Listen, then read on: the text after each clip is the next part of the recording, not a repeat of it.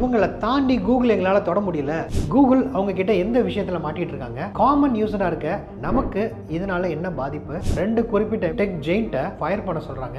எதுக்காக, இதில் என்ன டேட்டா போயிருக்கு அப்படிங்கிறத நம்ம ரொம்ப முக்கியமாக நோட் பண்ணணும். ஸோ இந்த ஒரு குரூப் வந்து கூகுளுக்கு ஒரு அன்யூஷுவலான டிமாண்ட் வச்சுருக்காங்க. இப்போ கூகுள் என்ன பண்ணணும்னு நினைக்கிறீங்க?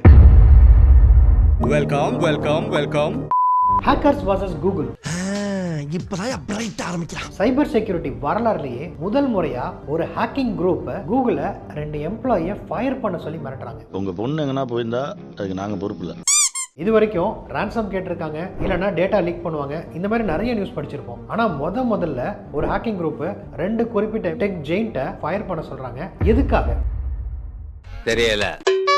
கூகுள் அவங்க கிட்ட எந்த விஷயத்துல மாட்டிட்டு இருக்காங்க, காமன் யூசரா இருக்க நமக்கு இதனால என்ன பாதிப்பு, அதை நம்ம எப்படி மிட்டிகேட் பண்றது. Welcome to cyber நிமிடா.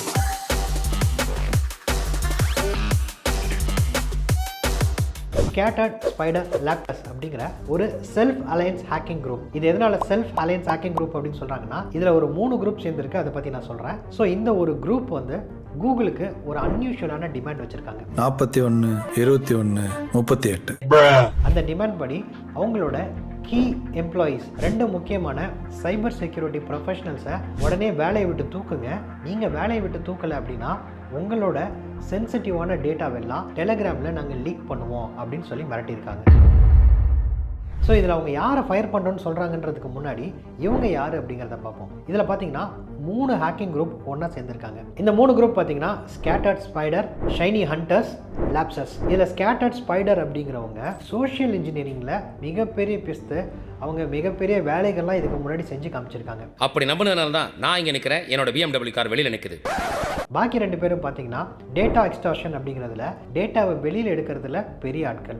இதில் குறிப்பாக பார்த்தீங்கன்னா சேல்ஸ் ஃபோர்ஸில் இருக்க வல்னரபிலிட்டி யூஸ் பண்ணி அதில் இருந்தால் டேட்டா எக்ஸ்டார்ஷன் பண்ணுறாங்க. இதுக்கு முன்னாடி ஏற்கனவே யூசி, சேனல், சுபாரு, கொக்கோகோலா இந்த மாதிரி பெரிய பிராண்டிலெல்லாம் பார்ஷியலாக இவங்க டேட்டா லீக் பண்ணியிருக்காங்க. அது மட்டும் இல்லை, ராஸ் அப்படிங்கிற ரான்சம் சர்வீஸ் அப்படிங்கிறத சைனீஸ் ஸ்பைடர் அப்படின்னு ஒரு ராஸை இவங்க வச்சுருக்காங்க. ஸோ இவங்களோட கேப்பபிலிட்டி ரொம்ப பெருசு தான். இவங்க ஒரு பிளக்கா பையன், இவனோட மிரட்டலை நான் ஏற்றுக்க மாட்டேன்னு கூகுளால் ஈஸியாக இக்னோர் பண்ண முடியாது. ஸோ இவங்க 3 பேரும் ரொம்ப ஸ்ட்ராங். இந்த 3 பேரோட அலைன்ஸ் பார்த்தீங்கன்னா இந்த ஆகஸ்ட்டில் தான் வெளியிலே வந்துச்சு. அதுக்கப்புறம் அவங்க அடிக்கிற ஃபஸ்ட் அடியே நெத்தி அடியாக தான் அடிச்சிருக்காங்க. ஸோ அடுத்து இவங்க யார் 2 பேரும் தூக்கணுங்கிறத பார்ப்போம். ஃபஸ்ட்டு பார்த்தீங்கன்னா சார்ல்ஸ் கார்மெக்கல் அப்படிங்கிறவர். இவர் மேண்டியன் கன்சல்டிங் அப்படிங்கிற கூகுளோட ஒரு கிளவுட் ஃபார்முக்கு சிடிஓ, அதாவது சீஃப் டெக்னாலஜி ஆஃபீஸராக இருக்கார். ஸோ இவர் சாதாரண ஆள் இல்லைங்க. ரொம்ப பாப்புலராக இருக்கிற சோலார் விண்ட் சப்ளை செயின் அட்டாக்காக இருக்கட்டும், கலோடியன் பைப்லைன் அட்டாக்காக இருக்கட்டும், இது எல்லாத்தையும் லீட் பண்ணி இது எல்லாத்தையும் முறியடித்த ஒருத்தவர் தான் இந்த Charles. Next Austin Larsen. Austin Larsen அப்படிங்கிறவர் இதே மேண்டேட் கன்சல்ட்டிங்கில் ரொம்ப முக்கியமாக இன்சிடென்ட் ரெஸ்பான்ஸ் அண்ட் த்ரெட் ஹண்டிங்கில் ஒர்க் பண்ணுறாரு. இவரும் யூஎஸில் பல முக்கியமான கேஸ்களை சால்வ் பண்ணியிருக்கிறாரு. நிறையா ஹேக்கிங் குரூப்பை பிடிச்சி கொடுக்கறதுல ஒரு முக்கியமான கீ பிளேயராக இருந்திருக்கார்.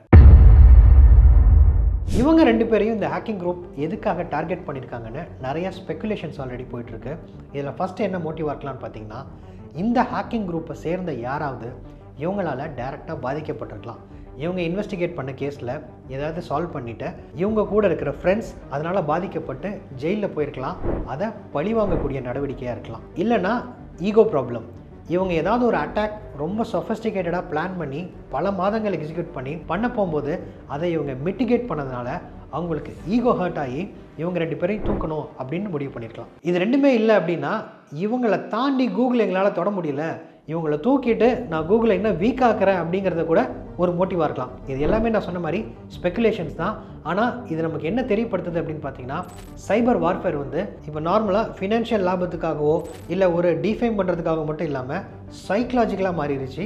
சைக்கலாஜிக்கல் வார்ஃபேரை மாறினது இது ரொம்ப ரொம்ப டேஞ்சர். நம்ம படங்கள் எல்லாம் பார்ப்போம், ஃப்ளைட்டை கடத்தி வச்சுட்டு இந்த தீவிரவாதி என்னை ரிலீஸ் பண்ணேன். அந்த மாதிரி ஒரு விஷயம் தான் இப்போ சைபர் செக்யூரிட்டி ஃபீல்டுக்குள்ளேயும் வந்திருக்கு. ஸோ இதனால் எனக்கு என்ன ப்ரோ அப்படின்னு கேட்டிங்கன்னா, இதில் என்ன டேட்டா போயிருக்கு அப்படிங்கிறத நம்ம ரொம்ப முக்கியமாக நோட் பண்ணணும். கூகுள் என்ன சொல்கிறாங்க அப்படின்னு பார்த்தீங்கன்னா, எங்களோட இன்டர்னல் அஃபிஷியல் டேட்டா எதுவுமே இதில் லீக் ஆகலை, அதுக்கான பாசிபிலிட்டிஸ் இல்லைன்னு அவங்க கிளைம் பண்ணுறாங்க. இது மூலமாக என்ன டேட்டா லீக் ஆகிருக்கலான்னு பாசிபிளாக அவங்க சஸ்பெக்ட் பண்ணுறாங்க அப்படின்னா, ஜிமெயிலோட 2.5 பில்லியன் யூசரோட டேட்டா லீக் ஆகிருக்கலாம் அப்படின்னு சஸ்பெக்ட் பண்ணுறாங்க. ஸோ இது மட்டும் நிஜமாக இருந்து அவங்க இந்த டேட்டாவெல்லாம் டெலகிராமில் ஒரு 2 நாள் 3 நாளில் ரிலீஸ் பண்ணாங்க அப்படின்னா உங்களோட யூசர் நேம் பாஸ்வேர்டு அதில் பப்ளிக்லி வெளியில் வந்துடும். இதை வச்சு யார் வேணால் உங்கள் அக்கௌண்ட்டில் லாகின் பண்ணி யூஸ் பண்ண முடியும். ஸோ இது நமக்கு ரொம்ப முக்கியமான விஷயம். இது நடக்கலாம், நடக்காமலும் போகலாம். சப்போஸ் இது நடந்துருச்சு அப்படின்னா, ஏன்னா இந்த ஹேக்கிங் குரூப் எவ்வளோ பவர்ஃபுல் அப்படிங்கிறத பார்த்துட்டோம். அவங்க சும்மா பூச்சாண்டி காட்டுறதுக்கு பண்ணக்கூடிய ஆட்கள் கிடையாது. ஸோ அதே மாதிரி கூகுள் ஒரு 2 பேரை ஃபயர் பண்ணிட்டாங்க அப்படின்னா, இதை ஒரு முன்னுதாரணமாக காட்டி இதே மாதிரி நிறைய ஹேக்கிங் குரூப்பை உங்கள் டேட்டாவை ரிலீஸ் பண்ணிடுவோம், இவங்களை ஃபயர் பண்ணுங்கள், இல்லை இந்த மாதிரி விஷயங்களை பண்ணுங்கன்னு எல்லா கம்பெனிஸையும் மேனிப்புலேட் பண்ண ஆரம்பிச்சிருவாங்க. ஸோ கூகுள் இதுக்கு ஒத்துக்கிறது ரொம்ப கஷ்டம்தான். ஸோ ஒரு யூஸராக நம்ம என்ன பண்ணணும் அப்படின்னு பார்த்தீங்கன்னா, இமீடியட்டாக உங்கள் கூகுள் அக்கௌண்ட்டோட பாஸ்வேர்டு சேஞ்ச் பண்ணுங்கள். MFA வச்சுருந்தீங்க அப்படின்னா ஒரு லெவலில் நம்ம சேஃபாக தான் இருக்கும். MFA சப்போஸ் இல்லை அப்படின்னா இமீடியட்டாக MFA எனேபிள் பண்ணுங்கள். ஸோ இந்த மாதிரிலாம் உலகத்தில் நடக்க ஆரம்பிச்சிருச்சு அப்படின்னா, நீங்கள் ஆல்ரெடி ஒரு செக்யூரிட்டி ஜாபில் இருந்தாலோ, ஒரு செக்யூரிட்டி ஜாப்குள்ளே போகணும்னு நினச்சாலோ, அந்த இடத்துல உங்கள் ஜாப் சேஃபாக இருக்குமா? இப்போ கூகுள் என்ன பண்ணணும்னு நினைக்கிறீங்க? இவங்க 2 பேரை ஃபயர் பண்ணிவிட்டு யூசர் டேட்டாவை செக்யூர் பண்ணணும் அப்படின்னா, இது நான் ஏற்கனவே சொன்ன மாதிரி ஒரு கெட்ட உதாரணமாயிரும். இல்லை இவங்களை ஃபயர் பண்ணல அப்படின்னா நம்ம எல்லாரோட டேட்டாவும் ரிஸ்கில் இருக்குது. என்ன பண்ணணும் அப்படிங்கிறத நீங்கள் கமெண்ட்டில் சொல்லுங்கள்.